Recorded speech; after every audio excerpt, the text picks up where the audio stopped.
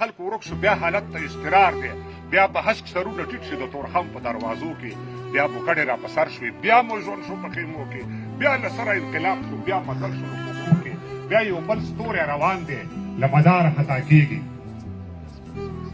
بیا یو بل ستوری روان دی له مداره خطا کېږي، دا به هم د چاو د پوند او د پنجو لاندې ماتېږي. ښه خبر یې فرعونیت چې نور له اوجه رسېدلی، مخکې هم داسې ستوری له مداره ووتلی او همداسې زبرځواک او همدغه شان تک سور و او زموږ د چاو د پوندو لاندې مات ذره ذره شو. ښه پوهېږو دا متل دی چې غوا توره د پۍ سپینې، ښه پوهېږو چې موږ داسې در په در خاورې په سر یو. د سهار خواړه چې وخورو د ماښام درک مو نه وي، باوجود د دومره تریخو چې په موږ دومره هجوم دی، موږ داسې خلک نه یو لکه بعضې خلک. ګوره یو خبره واورئ چې راتګ دلته اسان دی، بېرته تګ به وي بیا داسې دا سر درد به بیا سرطان شي. او لا تر اوسه مې په شعر کې قسم خوړلی دی، خو قسم په لایزال کې، خو قسم په لازوال چې دومره وینې به چې تویې په دې دښتو او مایرو کې چې ګڼې به چې جوړې لکه خټې د باران چې سرې کوبای به داسې ښکاري لکه ګاډې د سیلاب چې د اوبو په ابشار درومي.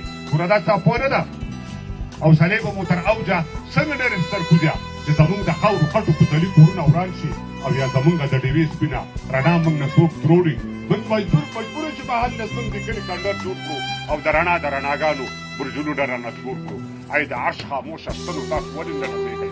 تاسو ولې نه خبرېږئ؟ دا زموږ ساړه آهونه، دا پر موږ باندې ظلمونه، دا زموږ فریادونه د دې ځمکې لوی مالک ته، د خدمتونو لوی خالق ته ستا په ځمکه موږ ته وایي چې له دې ځمکې نه وځئ، نو موږ کومې خوا ته لاړ شو؟ او ستا نوم یې فرزاني کړی، دې ثاني فرعونیت ته یو ثاني موسی په کار دی.